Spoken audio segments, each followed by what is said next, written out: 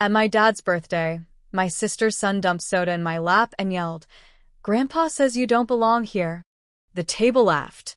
I wiped my clothes, smiled, and stayed quiet. That night, I pulled my name from their loan. By morning, his car was gone. And at 8 a.m., there was a knock at my door. I opened it and saw. My name is Rowan Adley. I'm 36. And if you think you know how this ends, stay tuned. How do you stay loyal to a family that cashes your silence like a check? They needed my credit. Badly. The loan was for a second property, my dad's retirement dream, or so they said. Except it was really for my sister's husband's failing landscaping business, which, by the way, didn't even have a website. Still, I signed, because blood is thicker than sense. Until that night. Until the soda, the laughter, my dad raising his glass and saying, "Kids speak the truth, huh?" Like humiliation was a joke he'd been waiting to tell. I sat there, soaked, tight-lipped. But inside, a switch flipped. I went home and logged into the bank's portal. Removed myself from the co-signer list. They'd made one mistake on the paperwork, listed me as optional party, not primary. They thought I wouldn't notice. I did. By dawn, the loan had been flagged, frozen, reevaluated. And with that freeze, came the repo man. Because the down payment, that shiny new car they bought for the business, had been leveraged against the loan. And now, the loan was in limbo. So when the knock came at 8 a.m., I expected more begging. But it wasn't my sister. It was my brother-in-law. And his hands were shaking. He didn't say hello. Just stood there in a wrinkled t-shirt, sweat on his neck, like he'd sprinted from guilt itself. "They took the car," he muttered. "First thing this morning. Just drove it off the driveway." I stepped aside without inviting him in. He walked past me anyway. "I need you to fix it, Rowan. Just call the bank. Say it was a misunderstanding." A misunderstanding? Was it a misunderstanding when my nephew humiliated me in front of 12 people? When my sister grinned over cake while I dabbed soda from my jeans? When my dad toasted to my exclusion like it was a birthday wish? I crossed my arms. "No." His head snapped toward me. "What?" "No," I repeated. "You dumped soda in my lap. Not literally, but close enough. And then you expected me to pay for dessert. You can't be serious." "Oh, I'm dead serious." He paced my kitchen, hands flailing. "My clients, my equipment, everything's in that truck. And none of that's my fault," I said, calm as glass. That's when he made the mistake. He leaned in. Too close. "You think this won't come back on you? Your father already texted me." I cut in, reaching for my phone. Said, and I quote, "You've always been ungrateful." He blinked. I held up the screen. Then another message from my sister. "We'll remember this next holiday." "Good," I said. "Remember it." He stormed out, muttering threats that didn't scare me. But what came next did. An hour later, I got a notification. Someone had tried to access my credit file. Twice. From my parents' address. They weren't just angry. They were getting desperate. You said. The attempted credit access didn't surprise me. What surprised me was how fast they moved. I checked the timestamp. 9:12 a.m. Just after he left my house. They weren't just angry. They were mobilizing. My sister, who once cried when I spotted her cheating on a high school math test, now thought identity theft was fair play. I called the bank. Placed a freeze. Locked every account with biometric authentication. Changed every password, even the ones I hadn't used in years. Then I pulled the deed from my safe. The family cabin. Signed over to my name 2 years ago when Dad needed help avoiding foreclosure.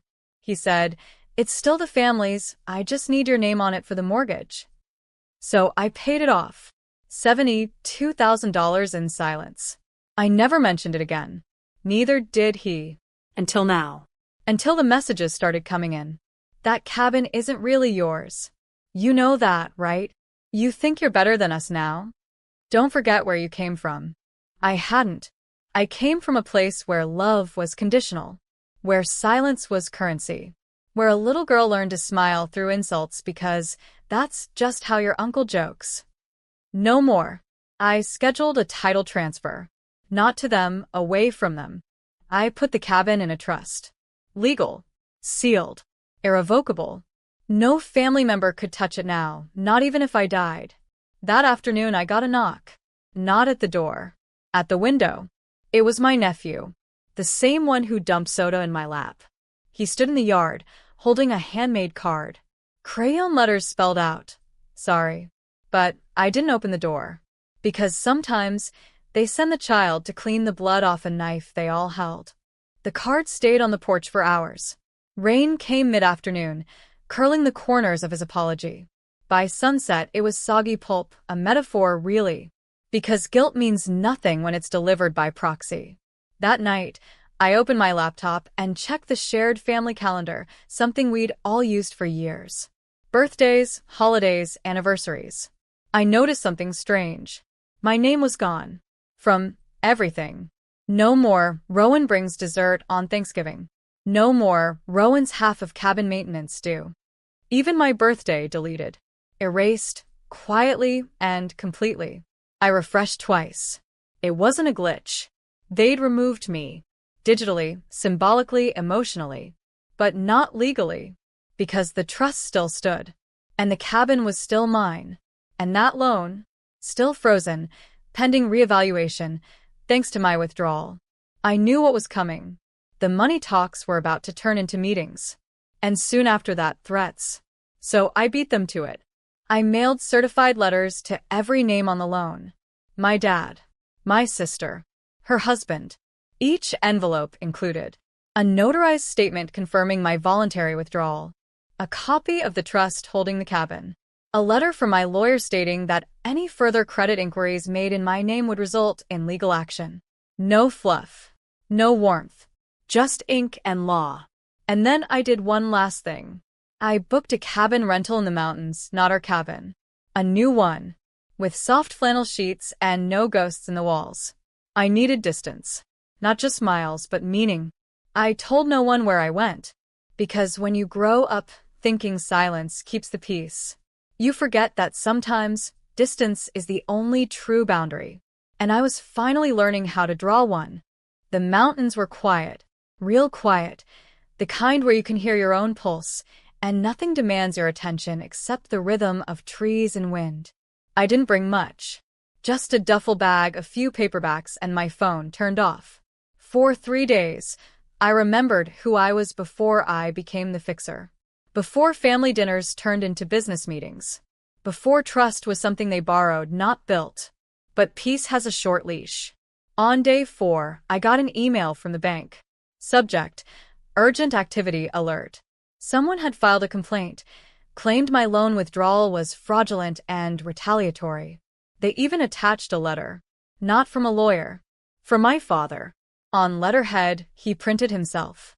Full of emotional manipulation, calling me unstable, claiming the family was concerned for my mental state, and that my impulsive behavior was putting financial plans at risk. I stared at the screen. For a second it worked. I felt that old guilt creep in. The voice they planted when I was 13 and told to keep the peace, because I was the quiet one. Then I remembered. They laughed when I was soaked in soda. They erased me from the calendar. They tried to steal from me, twice. I called my lawyer. Wes didn't miss a beat. Already drafting a response. We're adding a clause to your cabin trust. No family member may legally claim mental incompetence without court documentation. He paused. You okay? I looked outside. The sky was bruising toward sunset. My tea had gone cold beside me. I'm not broken, I said. I'm just done pretending they didn't try to break me. That night, I slept with the windows open. Because, for the first time in years, the only thing trying to get in was the wind. 2 weeks passed. No calls. No knocks. No new sabotage. Just silence, sharp and waiting. Then came the certified envelope. It wasn't from the bank. It was from my father's attorney. Inside, a letter claiming I'd committed intentional financial sabotage that caused reputational harm and emotional distress. They were exploring civil recourse if I didn't make things right. What did make things right mean? Apparently, it meant re-adding my name to the loan, granting limited family access to the cabin for holidays and events, publicly retracting my malicious legal interference. They were trying to rewrite my boundaries as betrayal. I sent the letter to Wes. He called me laughing. "This isn't a legal threat," he said. "It's a tantrum dressed in legal stationery. But tantrums can still rattle you." I sat with it for hours. Let the memories play like an old movie. Dad asking if I'd ever contribute emotionally, not just financially. My sister saying, "If you don't want to be part of the family, stop acting like it's a burden." My nephew's soda can hitting my lap, sticky and cold. No one had ever asked me how I'd survived all those years quietly paying. They only asked what I'd do once I stopped. So I answered. I drafted my own letter. It wasn't defensive. It was final. I cited every date, every document, every message.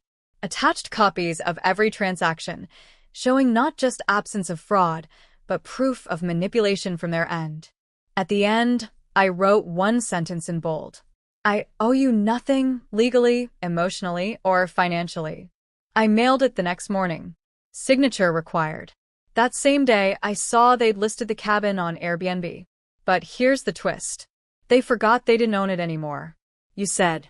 I nearly laughed when I saw the listing. Photos of the cabin, my cabin on Airbnb. Polished wood floors, vintage quilts, a caption that read, "Family-owned rustic gem. Mountain views. Sleeps 6. I recognized the towels. I bought them. They hadn't even tried to hide it. They listed it under my sister's name. Used old photos, ones she must have taken back when she still had a key. There was a reservation pending. I could have called the platform, reported fraud, filed a claim, but instead I waited. Let the reservation go through.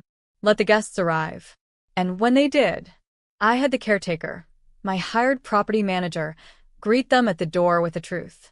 This property is not available. The listing was unauthorized. Full refunds are being processed. He handed them printed copies of the trust deed. Wes made sure of it. The guests left, confused but polite. But my sister? Not so much. She called me 20 minutes later, screaming through the speaker. "You humiliated me. Do you know how this looks?" I let her rant. Then I said, "It looks like you tried to profit off something you don't own." Click. She hung up. I emailed Airbnb that same night with documentation. The listing was removed in under 12 hours. They tried again 2 days later, this time under my brother-in-law's name. Same result. Every attempt they made only reinforced my case. Pattern of exploitation. Repeated, intentional misrepresentation. Undeniable paper trail. I wasn't just defending a property. I was building a fortress, one document at a time. And when the next envelope arrived, I knew what it was before I opened it. A court summons. They were suing me for alienation of familial property, which wasn't even a real thing. But their desperation was. The courtroom smelled like old paper and pride. They actually showed up with a lawyer, not a good one, just loud. He argued customary inheritance, emotional stake, and informal agreements made over family trust. But here's the thing about informal agreements. They dissolve under oath. Wes stood calmly, opened a folder. Page by page, he laid it bare. My sole ownership of the cabin. The notarized deed. The trust, irrevocable and sealed. The messages, digital proof of threats, manipulation, and property fraud. He didn't even need to raise his voice. My father stared ahead, jaw clenched. My sister kept blinking like the truth was dust in her eyes. My brother-in-law scribbled furiously on a pad with no ink. The judge took less than 10 minutes. Dismissed with prejudice. Translation? They couldn't sue again. Not for the cabin. Not for the loan. Not for anything. Outside the courthouse, I passed them in the hall. My sister muttered, "You've destroyed this family." I paused. Not angry. Not smug. Just done. "You destroyed it," I said. I just stopped pretending it was whole. They didn't reply. Didn't need to. Because some silences are acknowledgments. That evening, I returned to the real cabin. Mine. Lit the fireplace. Made tea in the mug Lila once painted for me. The trees stood tall outside, indifferent to drama. And I, for the first time in years, felt unclaimed. Not abandoned. Not estranged. Unclaimed. No more manipulation, disguised as tradition. No more financial strings tied to fake love. No more erasing myself to earn a seat at a table I built. I opened the window.